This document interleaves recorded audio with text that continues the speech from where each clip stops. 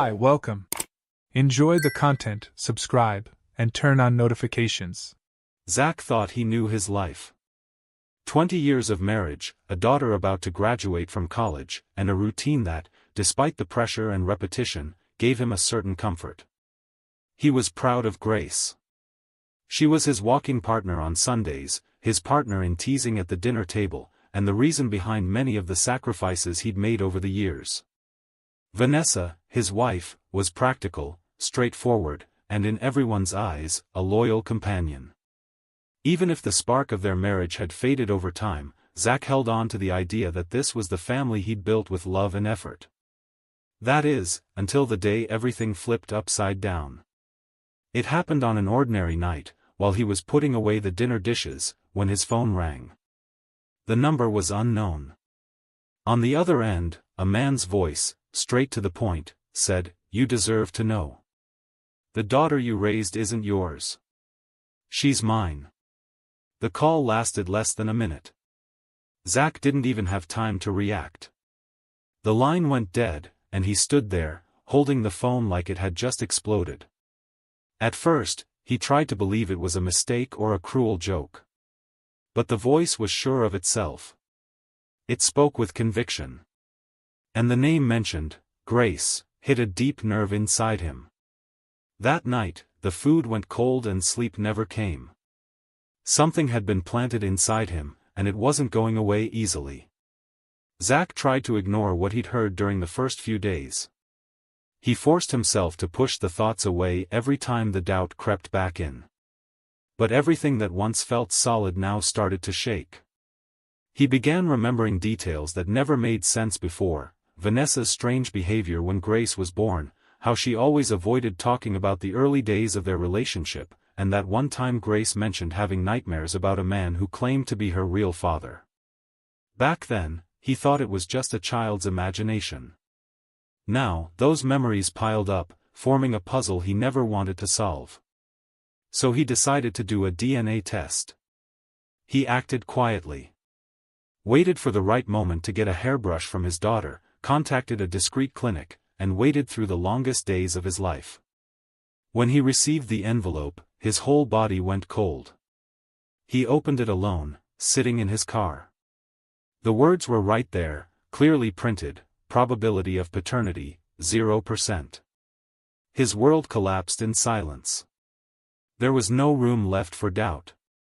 The girl he raised, protected, taught to ride a bike, picked up from parties, and showed how to drive, didn't carry his blood. Overcome by a void only someone deeply betrayed can understand, Zach decided to dig deeper. He needed to understand. Not out of curiosity, but out of respect for everything he'd lived through. He went up to his parents' attic, where he'd stored boxes of memories from the beginning of his marriage.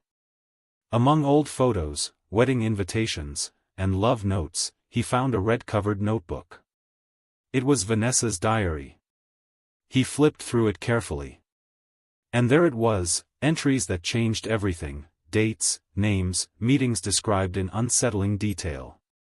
She wrote about relationships with 5 different men in the period before marrying Zach, including someone named Troy. The same name the man on the phone had used. In one passage, Vanessa wrote something that hit like a punch to the gut: Zach has always been the most reliable. He was never my great love, but he was the safest. I needed stability, and he offered that. That destroyed any illusion he had left. The marriage, the plans, the family smiles, it all now seemed like a performance, staged by someone who'd known all along what she was hiding. Zach closed the diary, his eyes fixed on the cover. There was no going back.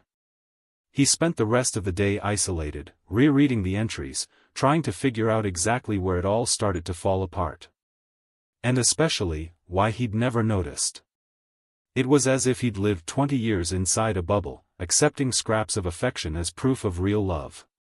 While Vanessa played the loyal wife, she had carefully hidden the biggest lie of all. And he, blinded by trust, failed to see the signs. From that moment on, something inside Zach changed. The pain wasn't confusing anymore, it wasn't uncertainty. Now it had shape, a name, dates, and was written in ink with the handwriting of the woman he thought he knew. The truth, harsh and raw, was right in front of him. And for the first time in 2 decades, Zach wasn't afraid to face it. Zach spent the entire night reliving the last 20 years, like rewinding an old tape, trying to pinpoint exactly where he'd been deceived. By morning, he'd already made his decision. Printing the DNA results and placing Vanessa's diary on the table was the easiest part. Waiting for her to come home and act like everything was normal took the most self-control. When she walked in and saw the papers spread out, her eyes locked on them for a few seconds. Then she looked up and let out a quiet sigh. No tears, no trembling, no attempt to deny anything. What she said was even harder to swallow. You've always been the most stable. That's why I married you. What matters now is that we built a family. The calmness with which she handled the situation was terrifying. It was as if she'd been waiting for this moment so long that she no longer cared about the impact. For a moment, Zach considered questioning her, yelling, demanding an explanation that made sense. But he realized that trying to find logic in an act like this would just waste more of his life. He simply stood up and told her she had 1 hour to leave the house. Vanessa, without making a scene, packed a few basic things and walked out. And that hurt more than any scream or argument ever could. She left like someone going grocery shopping, like someone who knew she'd be back soon. But she wouldn't be. At least not the same way. With Vanessa gone, the hardest part remained, talking to Grace. The daughter he raised, the girl he saw take her first steps, the teenager he picked up from parties without complaint, the young woman who said she'd marry a man just like her dad. He called her to talk that weekend. She arrived carefree, laughing, telling some story from college, and sat down like she always did. He took a deep breath and got straight to it. He told her everything. Showed her the DNA test. Handed over the diary. And finally, gave her an envelope with Troy's address and contact info. He said she had the right to know who her biological father was, if she wanted to meet him. What came next broke something inside him. Grace stayed silent for a while. Then she took the envelope, looked over the papers again, and in a low, cold voice, asked why he was destroying her mother's image. Zach tried to explain that she deserved to know the truth, that he deserved it too, but Grace didn't want to listen. She called him weak, pathetic, said he was being cruel and that Vanessa didn't deserve this. She stood up, slammed the door, and left. That wasn't the daughter he knew. It was a version shaped by years of lies. A young woman who grew up believing a made-up truth, and now, faced with reality, chose to reject the man who'd always been there. Zach stayed there, alone in the living room, staring at the closed door. It was the second person to leave the house in less than a week.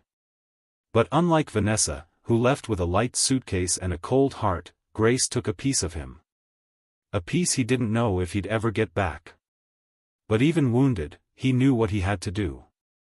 This wouldn't end here. On Monday, he went to see a lawyer. Not just any lawyer. He wanted someone who knew how to play hard, someone who understood every loophole in the law, every detail that could work in his favor. He brought everything he had, the DNA test, the diary, old conversations with Vanessa that now sounded completely different. But he also started a new investigation. He went through bank statements, found suspicious transactions, identified transfers to unknown accounts. He discovered hotel reservations on weekends when she claimed to be visiting a sick aunt. He found out about a second cell phone SIM card Vanessa kept hidden in her gym bag. And with help from a tech expert, he accessed messages she'd exchanged with 2 different men over the last 4 months. With each new discovery, more puzzle pieces fell into place. Vanessa had been having relationships with other men, diverting money from their joint account, and using Zach's name on documents to make personal investments, all without his knowledge.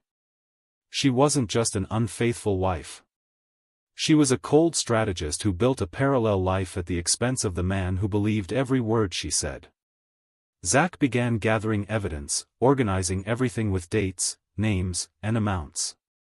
He set feelings aside and focused on his goal. It was as if pain had become fuel. He didn't want revenge. He wanted to end this lie once and for all. Vanessa had deceived him for 20 years. Grace had rejected him based on a lie. He wouldn't let this story keep being written by someone else's hands. It was time to take control. And he was ready to pay the price. Because sometimes, justice is the only way to start over. Zach knew that bringing the truth to court wouldn't be enough. Vanessa was careful, the kind of woman who knew how to twist words, play the victim, and turn any accusation around with just a few well-placed phrases. She dressed with authority, spoke with confidence, and had spent years building allies in strategic places.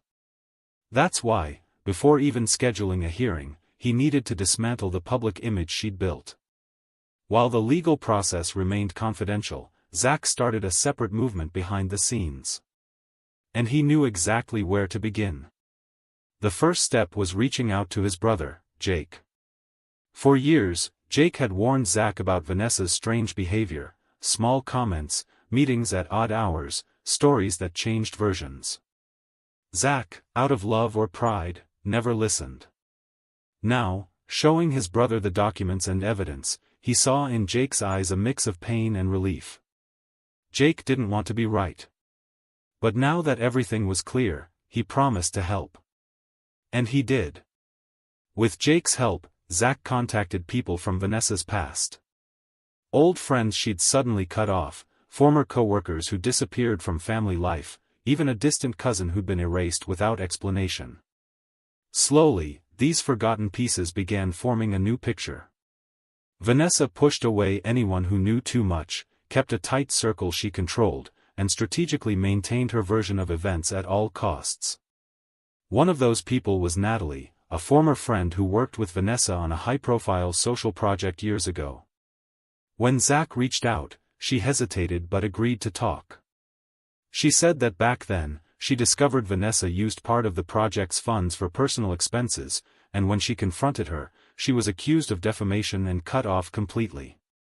She still had old messages, altered spreadsheets, and even an audio clip where Vanessa said on the phone, "Idle money is wasted money," and "No one needs to know everything that happens behind the scenes."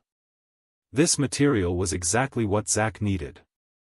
It didn't just show dishonest behavior, it revealed a pattern of manipulation. He collected everything carefully. Each document was dated, cross-referenced with other events, and filed in separate folders. He built a complete dossier. But one key piece was still missing, the recent audio recordings. With help from a tech specialist, he recovered deleted messages from Vanessa's second SIM card. Among chats with lovers and confessions about fake accounts for financial moves, there was one specific clip that changed everything. In it, Vanessa laughed and said she only marries the most stable idiot in the room, and that, if he knew the truth, he'd have had a heart attack at the altar. The mocking tone, the contempt for the people around her, the coldness with which she treated everything Zach held sacred, exposed her real self with no room for interpretation. With the evidence in hand, Zach contacted a local journalist who had covered fraud in charitable organizations before. He handed over part of the documents, with legal safeguards to ensure responsible reporting. He knew public exposure would come at a cost, but he was willing to pay it. Soon, the scandal involving Vanessa made headlines. The story spread across websites, social media, discussion groups. The audio clips went viral. People who once admired her now questioned every speech she gave, every charity event she attended, every time she posed as a spokesperson for social causes. Vanessa acted fast. She hired a reputation lawyer, issued clarification statements, claimed she was a victim of a defamation campaign orchestrated by her ex-husband. But the documents, dates, voices, bank records, and witnesses spoke louder. And the worst was yet to come. Desperate to turn things around, she played her final card. She filed a formal domestic violence accusation against Zach.